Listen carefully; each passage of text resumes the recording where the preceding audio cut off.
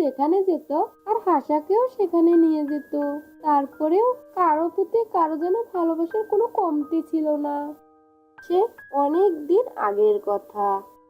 সেই গ্রামের পাশেই ছিল ছোট্ট একটি জঙ্গল। সেই জঙ্গলে বাস করত দুটি হাঁস। ছেলে হাঁসটির নাম ছিল হাসা ও মেয়ে হাঁসটির নাম ছিল হাসি। তারা একজন অপরকে অনেক ভালোবাসতো। তবে মেয়ে হাঁসটির তুলনায় ছেলে হাঁসটি একটু বেশি ভালোবাসতো। তারা যেখানেই যেত তারা দুজনে একসঙ্গে যেত, কেউ কাউকে ছাড়া যেত না। একদিন হাসা ও হাসি দুজন মিলে একটি ছোট্ট পুকুরে মাছ শিকার করছিল ও তারা দুজনে মিলে কথা বলছিল। ওগো শোনো, আজ তো এখন পর্যন্ত কোনো মাছই ধরতে পারলাম না। আমি যে আর পারছি না, আমি ক্লান্ত হয়ে গেছি। তুমি কোনো চিন্তা করিও না, তুমি উপরে যে একটু রেস্ট করো, আমি ঠিক মাছ ধরে নিয়ে আস। আর তাছাড়া আমি আর তোমাকে কষ্ট করে মাছ ধরতে দেব না। কেন গো প্রিয়?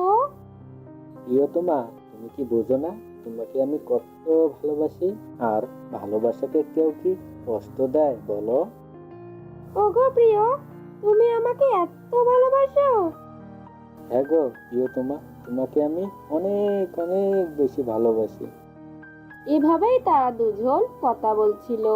আর তখনই সেখানে একটি বক আসে মাছ ধরার জন্য। আরে হাস ভাই, কি খবর তোমার? একটাও কি মাছ ধরতে পেরেছো? না বাপ ভাই, এখনো একটা মাছও ধরতে পারিনি তো। তা তোমার কি খবর? তুমি যে একা যে, বগিবন বা কোথায়? আর বলো না হাস ভাই, আমার গিন্নির কথা আর কি বলবো। সে তো খায় দায় আর ঘুমায়, আর আমাকে দিয়ে প্রতিদিন খাবার সংগ্রহ করে নেয়। এভাবেই আমার দিন চলছে। বুঝতে পারছি, তোমার অনেক কষ্ট।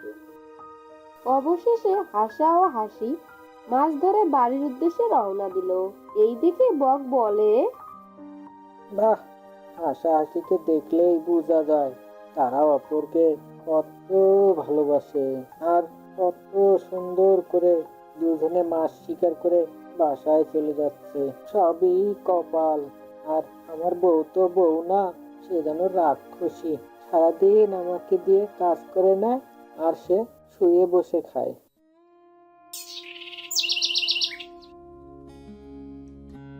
পরের দিন সকালবেলা হাসি হাসাকে বলে, ওগো প্রিয় শুনছ, বেলা তো অনেক হয়ে গেছে, তুমি এখনো ঘুমাচ্ছ? ওইদিকে তো খাবার খোঁজার সময় হয়ে যাচ্ছে। এত করে ডাকার পরও আজ যেন হাসার ঘুমই ভাঙছে না। ঘুম থেকে উঠবে না তো? ঠিক আছে, থাকো তুমি তোমার ঘুম নিয়ে, আর আমি একাই যাচ্ছি খাবার খুঁজতে। এই কথা বলেই হাসি যাওয়ার জন্য সেখান থেকে রওনা দিল। আর আশা তখনই লাফ দিয়ে ঘুম থেকে উঠে হাসির সামনে গিয়ে দাঁড়ায় আর বলে, ও আমার প্রিয়তমা, তুমি কি ভেবেছিলে আমি তোমাকে একা একা মাছ শিকার করতে যেতে পারি? কখনোই না। যদি তোমার কিছু হয়ে যায় তখন আমি তোমায় ছাড়া থাকবো কিভাবে? আমার আবার কি হবে? আমার কিছু হয়ে গেলে তো তুমি আরাম করে ঘুমাতে পারবা, তাই না? সকাল সকাল তোমাকে কেউ বিরক্ত করবে না। মজা করে না, তুমি তো জানোই। আর আমি তোমাকে কোনো কিছুর বিনিময়ে হারাতেই চাই না। আমি যে তোমাকে ভীষণ ভালোবাসি। ও আমার প্রিয়তমা, তুমি কি ভেবেছো আমি তোমাকে ছেড়ে চলে যাব? আমার দেহে প্রাণ থাকতে আমি তোমাকে ছেড়ে কোথাও যাব না। আচ্ছা প্রিয়তমা, চলো দুজনে একসাথে মাছ ধরতে যাই। এবার দুজন মিলে খাবারের উদ্দেশ্যে রওনা দিল। আর তারা মাছ শিকার করে দুজনেই বাসায় ফিরে যায়। এভাবেই কেটে যায় বেশ কিছুদিন। একদিন হাসি পায়ে অনেক ব্যথা পায়। তারপর হাসি বলে, ওগো হাসু শোনো, আমি তো পায়ে অনেক ব্যথা পেয়েছি, উঠতেও পারছি না। এবার তুমি আমাকে ছেড়ে চলে যাবে না তো? এমন কথা শুনে হাসা তার নিজের দুটি চোখ নষ্ট করে দেয় আর বলে, এই নাও, তোমার জন্য আমার চোখ দুটি আমি নষ্টও করে দিলাম, আর আমি চাইলেও তোমাকে ছেড়ে কখনোই যেতে পারবো না। এ কি করলে গো তুমি? তুমি আমার জন্য চোখ দুটি তোমার নষ্ট করে দিলে। এবার কি হবে বলো তো? আমি না হয় কিছুদিন পর ভালো হয়ে যাব, কিন্তু তোমার চোখ তো আর কোনোদিনও ভালো হবে না। আমি তো আমার চোখ দিয়ে দেখতেই পারবো না, তাতে কি হয়েছে? আমি না হয় তোমার চোখ দিয়ে দেখবো, তুমি আমার পাশে থেকেও প্রিয়। এটা তো আমার জন্য কিছুই না। আমি যে তোমাকে অনেক ভালোবাসি, আর আমি তোমার জন্য আমার জীবনটা উৎসর্গ করে দিতে পারি। এভাবেই কেটে যায় বেশ কিছুদিন। হাসিও আগের মতন সুস্থ হয়ে যায়। হাসি যেখানে যেত আর হাসাকেও সেখানে নিয়ে যেত। তারপরেও কারো প্রতি কারো যেন ভালোবাসার কোনো কমতি ছিল না। হঠাৎ তাদের বনে যেন একটি ভয়ানক শিয়ালের আগমন ঘটে। সে বনের ছোট ছোট প্রাণীদেরকে ধরে খেয়ে নিতে থাকে। আর এই খবর পেয়ে হাসি তার হাসাকে গিয়ে বলে, ওগো শোনো, আমাদের বনে একটি ভয়ানক শিয়ালের আগমন ঘটছে। সে তো বনের সব প্রাণীদেরকে খেয়ে নিচ্ছে। আমাদের পেলে তো সে আমাদেরকেও খেয়ে নিবে। আমার মনে হয় আমাদের তো আর একসঙ্গে বেঁচে থাকা হলো না। হাসি, ওই শিয়াল আসার আগেই তুমি দ্রুত এখান থেকে পালিয়ে যাও। কি বলছো তুমি?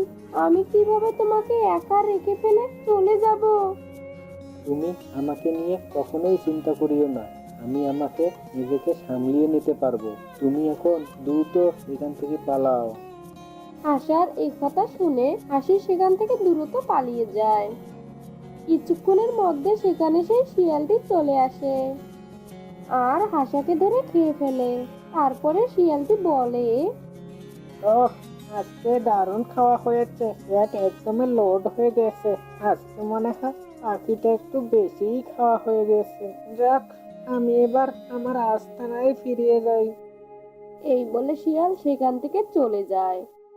আর এইসব কিছু দূর থেকে দেখছিল ছোট্ট একটি পাখি। এইদিকে শিয়ালটি চলে যাওয়ার পর সেখানে হাসি আসে। সে এসে দেখে সেখানে তার হাসা আর নেই। শিয়াল তাকে খেয়ে নিয়েছে। আর এইদিকে হাসি ভীষণ কান্না করতে থাকে। আর তখনই সেখানে এই ছোট্ট পাখিটি চলে আসে আর হাসিকে বলে, হাসি, তুমি চলে যাওয়ার পর কি এখানে ঘটেছে তুমি কি জানো? কি ঘটেছে তুমি বলো না শুনি। ঠিক আছে, তাহলে শোনো। যার জন্য এত কিছু করলাম, সে কিনা সামান্য বিপদের কারণে আমাকে ফেলে রেখে সে চলে গেল। একবার যদি হাসি বলতো যে বাঁচতে হলে একসাথেই দুজনে বাঁচবো, আর মরতে হলে দুজনে একসঙ্গে মরবো, যেভাবেই হোক আমি বেঁচে থাকতাম। কিন্তু কিন্তু এখন তার জন্য আমি বেঁচে থাকবো, যার জন্য বেঁচে থাকার কথা সেই তো এখন আমার পাশে নেই। ভালো থাকিও প্রিয়তমা। এই বলে হাসা শিয়ালের কাছে তার নিজের জীবন উৎসর্গ করে দেয়। এইদিকে হাসি এইসব কথা শুনে সে আরো বেশি কান্না করতে থাকে আর বলে, হাসা, তুমি আমাকে ক্ষমা করে দিও, আমি হেরে গেছি তোমার কাছে। তো বন্ধুরা, আমাদের ভিডিওগুলি আপনাদের কেমন লাগে? যদি ভিডিওগুলি ভালো লেগে থাকে তাহলে আমাদের চ্যানেলটি সাবস্ক্রাইব করে আমাদের পাশে থাকবেন। ধন্যবাদ।